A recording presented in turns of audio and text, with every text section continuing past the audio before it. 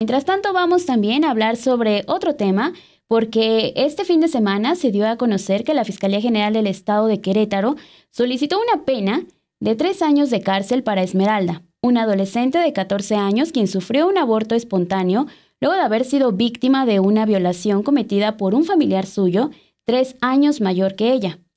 Además, también la Fiscalía del Estado, encabezada por Víctor de Jesús Mendoza, quien asumió el cargo el mes de marzo pasado en medio de protestas por parte de legisladores morenistas y petistas del Estado, también le exige a la joven una indemnización por 518,000 pesos al padre del producto, esto también entre comillas.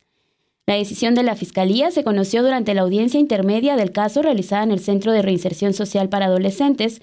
Esto lo detalló Mayra Dávila, presidenta de la organización feminista ADAX Digitales, que se ha encargado de representar legalmente a la menor.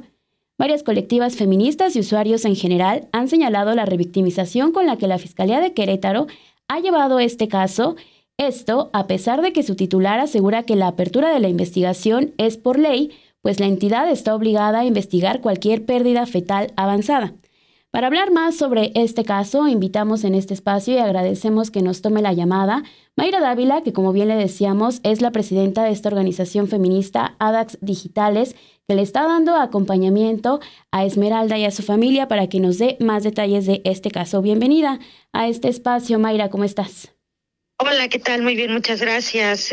Gracias y saludos a toda tu audiencia. Muchísimas gracias, Mayra, bienvenida.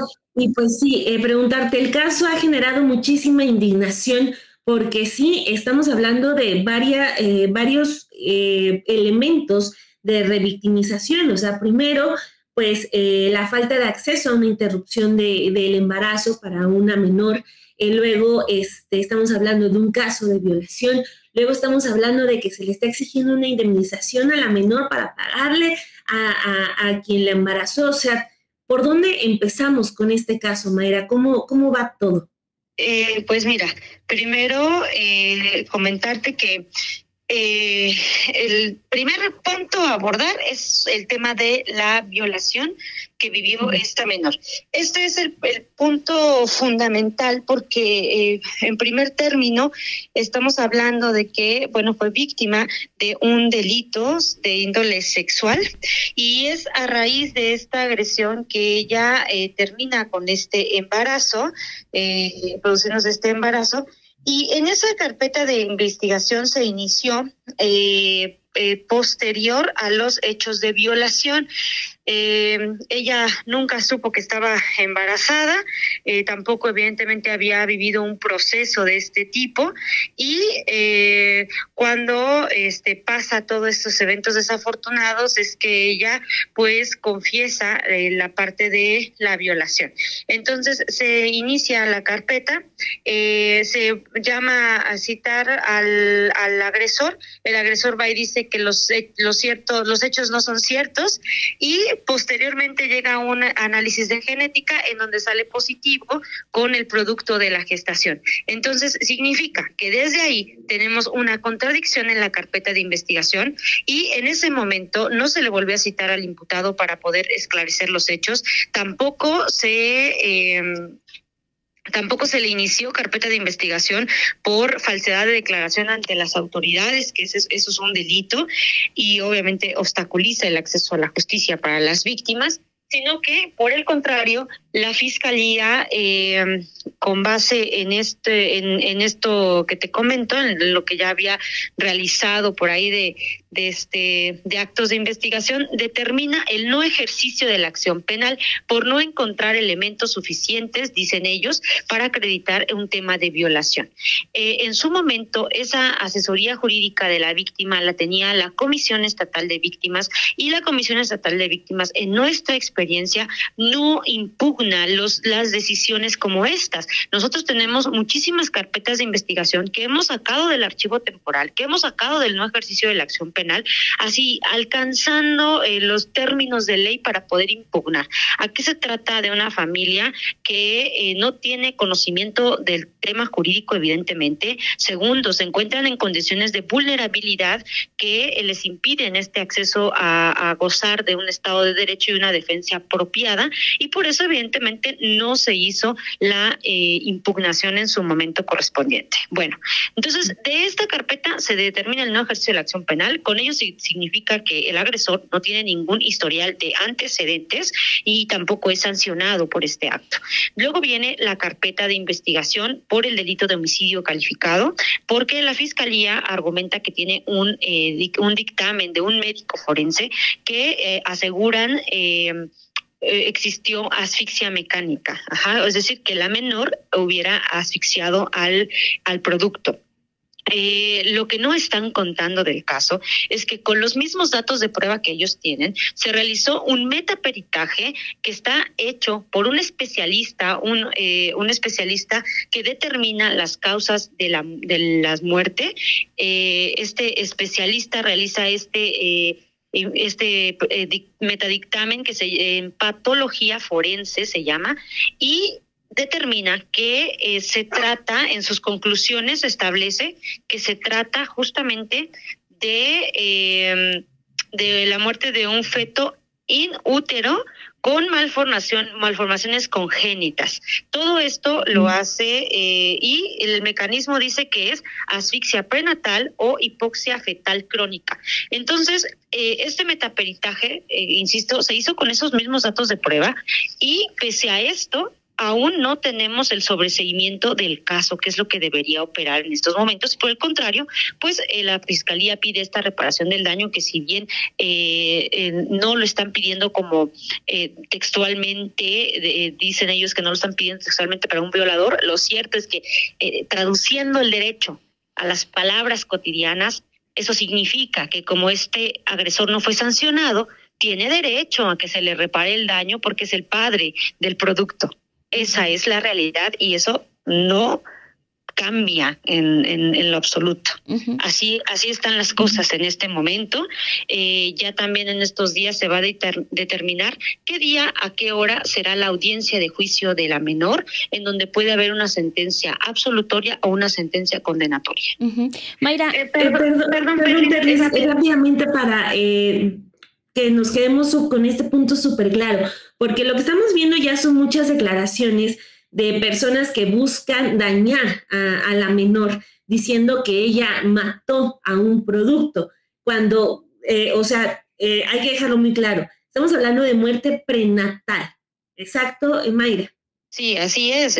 Insisto, no es lo mismo la ciencia, una médico forense a un especialista justamente en patología forense. Un patólogo se encarga precisamente de determinar causas de muerte. Entonces y esto se hizo con los mismos datos de prueba de la Fiscalía. Y eso es fundamental. Hacia allá iba mi pregunta, Mayra, para saber qué fue lo que pasó, qué fue lo que cuenta esta menor Esmeralda, porque cómo fue que se da este aborto espontáneo, y no es el único caso que hemos visto también aquí en México, ¿no? Hay varias mujeres que han sido recluidas por haber tenido abortos espontáneos y por no tener también una conciencia de qué es lo que estaba pasando, qué es lo que estaban viviendo. Entonces, ¿cómo fue que se da este aborto y cuál es el contexto en el que vive esta menor de 14 años de edad? Bueno, mira, no quisiera entrar como en detalles por justamente cuidando el tema de la revictimización de la menor, que ya en estos momentos, como tú mencionas, ya la propia institución ha hecho pública pues esta criminalización que están realizando, y con este discurso pues la verdad pues está complejo, ¿no? Lo que sí te puedo comentar es que es un evento traumático, obviamente, que se da sola. Ella vive sola, para empezar. Ella lo vive sola. Ella desconocía, evidentemente, de este proceso de gestación. Obviamente Sí, una adulta como fue Daphne McPherson acá en San Juan del Río, que también fue un caso más o menos parecido. Si ella, siendo una adulta, no pudo actuar para garantizar la vida de un recién nacido, menos un adolescente de 14 años que no tenía ningún tipo de experiencia en absolutamente nada y que aparte se trataba de un producto que no tenía vida. Entonces, ¿qué hace en esos momentos? Absolutamente nada. Uh-huh.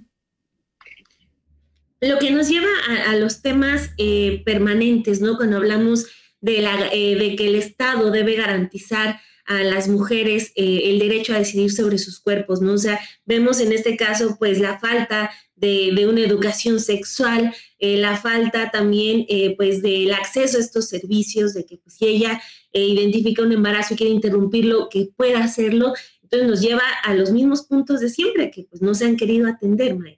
Es que aquí en Querétaro vivimos en un estado súper conservador y machista que sigue pues criminalizando a las mujeres y sigue sin tocar el tema de fondo y aceptar que la educación sexual es una parte fundamental para evitar este tipo de casos, este tipo de situaciones. De hecho, qué bueno que lo comentas porque existe también un dictamen en psicología donde la psicóloga afirma que ella no denunció estos hechos en el momento que los estaba viviendo debido, así lo dice, a la ineficiente educación sexual con la que cuenta. Así lo determina. O sea, entonces ella vive criminalizada actualmente, pertenece o está en estos grupos vulnerables, no se está tomando en cuenta su situación, o sea, todos esos factores que le atraviesan en su día a día, ¿no? Eso creo que es algo que debería tomarse en cuenta en este caso, porque se trata de una menor de edad al final del día, de una menor de edad. Y le sumaría, por ejemplo, el otro factor que nos lleva cuando hablamos de abuso sexual, que la mayoría se dan en el ámbito familiar. Sí, como nada más están, de hecho hay muchos ya pronunciamientos al respecto de que justamente esos hechos se dan solo en la intimidad con el agresor y no hay obviamente testigos periféricos que puedan confirmar el hecho, por lo tanto el dicho de las víctimas tiene una preponderancia importantísima. Entonces no es posible que a ella no la hayan citado para un análisis más profundo, no la hayan citado con una perito especializada para poder determinar tiempo, modo, lugar y circunstancia, que no se le haya citado para una ampliación de entrevista. O sea, si la autoridad hubiera querido, hubiera podido hacer una investigación pulcra en ese caso. Lo cierto es que no la hubo. Uh-huh. Entonces no ha tenido un asesoramiento jurídico integral y una defensa adecuada. Esa es una realidad. Uh-huh. Y en ese sentido, ¿cómo ha sido el apoyo que ustedes le han brindado desde la asociación? ¿Cuál es este apoyo que le dan? Y también las respuestas que nos decías hace un momento están dando por parte de la Fiscalía. Sí, bueno, mira, nuestra labor en este caso ha sido el de coadyuvar con la defensa. Propiamente, eso es cierto, no tenemos nosotras la representación jurídica porque llegamos tarde a este caso. O sea, este caso ya está en lo jurídico muy, muy, muy caminado. Desgraciadamente se pasaron tiempos importantes como esto de la impugnación, haber hecho más investigaciones, incorporar datos de prueba, faltaron muchas cosas. Entonces, lo que estuvimos haciendo justamente fue acompañar a la defensa ahorita en la etapa intermedia, oral, porque ya había pasado la escrita, y justamente visibilizar lo que está sucediendo, porque no es el único caso de carpeta iniciada por el delito de aborto, aunque el fiscal diga lo contrario. El fiscal dice, no se ha judicializado ninguna. Nosotros no dijimos que se judicialicen, decimos que se siguen iniciando las carpetas, aunque no se puedan judicializar.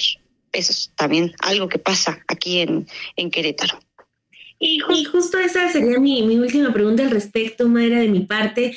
¿Qué con este fiscal? O sea, porque todavía pues el asunto no llega a las últimas consecuencias. Esperemos que cuando llegue no sea de la peor manera para la pequeña Esmeralda. Pero ¿qué con este fiscal? Ustedes como activistas en Querétaro, ¿cómo podrían contarnos a los demás qué ha sido pues batallar con este personaje pues que es capaz de tener actos como el que estamos presenciando?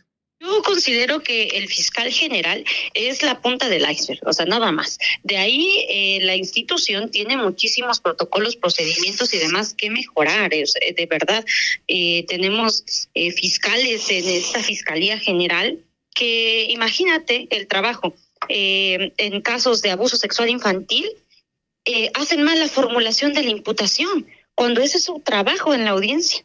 Hacen mal y entonces tenemos agresores sexuales en la calle gracias a este mal trabajo que hacen en casos trascendentales y tan importantes como abuso sexual infantil.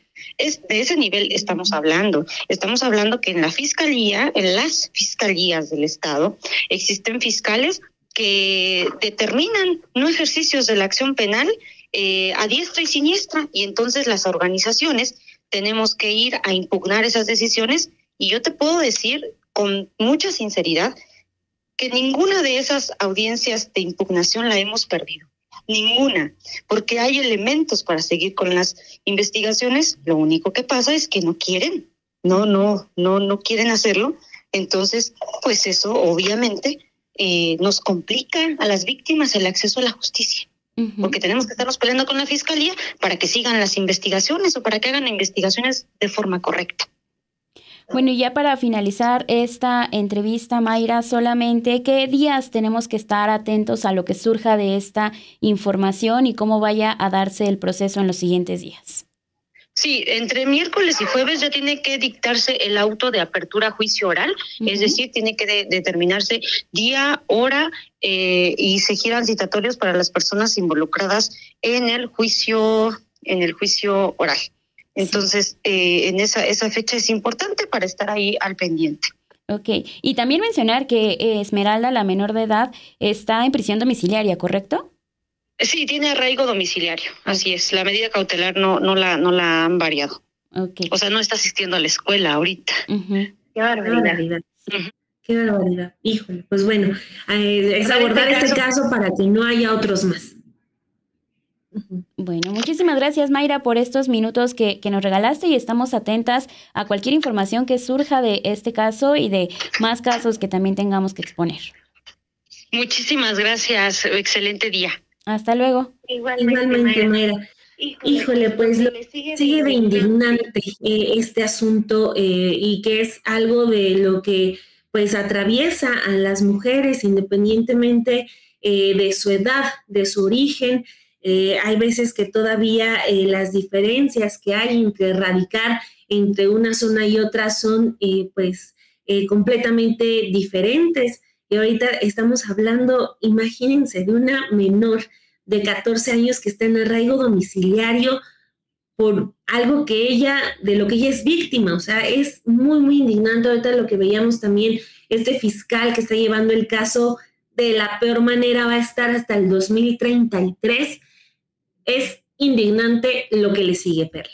Es indignante, es sorprendente ver cada uno de estos casos que todavía se presentan. Hoy en la mañana igual le preguntan a la presidenta López Obrador, a la presidenta Claudia Sheinbaum sobre este caso de la menor, y la presidenta dijo que está en contacto directo para que se brinde el apoyo que se requiera. Además pidió no criminalizar y menos a una niña de 13 años, que es lo más importante, y además también que ya se gire toda la mirada sobre este tipo de casos, porque como mencionábamos en esta entrevista con Mayra Dávila, no es el único caso que estamos viendo de que se criminalice a una menor, a una mujer por abortar, y esto también es parte de las políticas que tienen que seguir avanzando, que se tiene que seguir hablando y se tiene que seguir también tocando el tema sobre el tema del aborto y cómo se está llevando a cabo en varias ciudades, en varios estados aquí en México, Dani.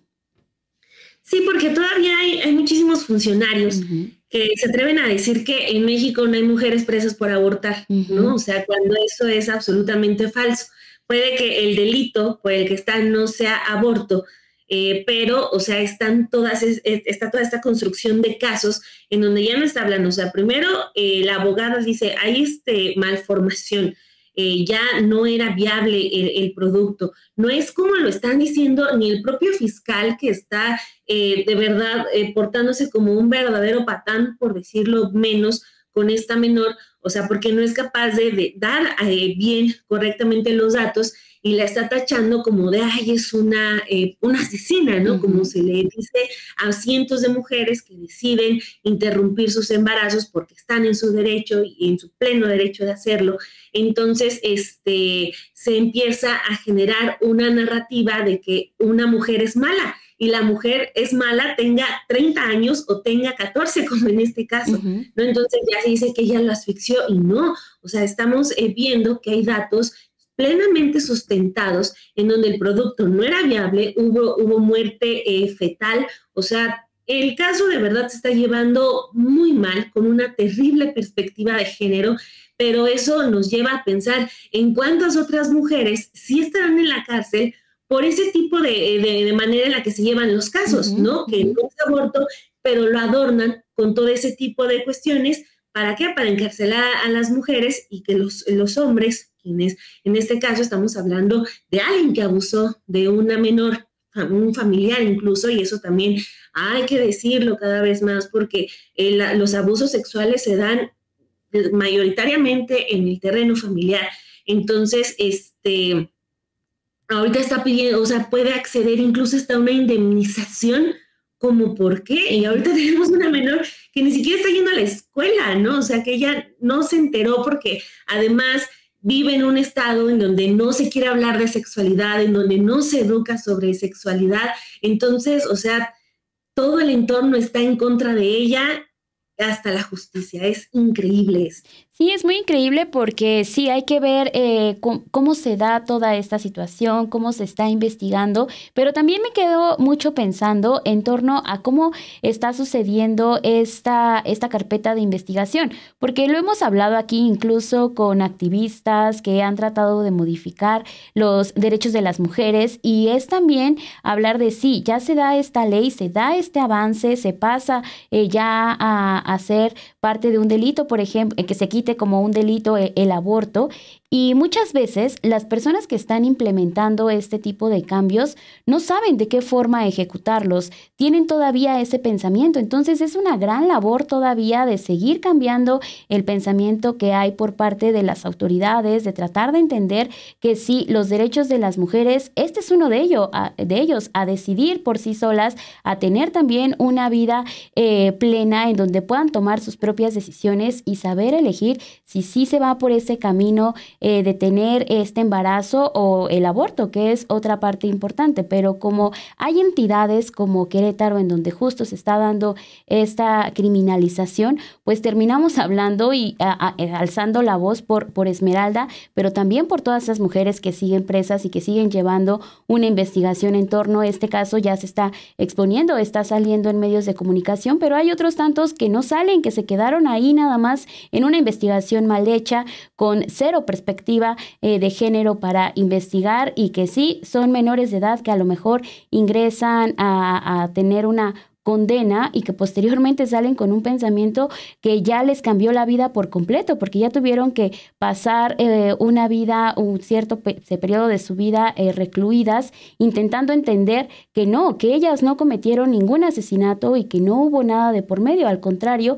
pues fue incluso un aborto espontáneo, no fue un aborto que ella misma se hubiera generado, que esa también es otra situación. Entonces vamos a estar muy, muy atentas, como decía también hace un momento en esta entrevista.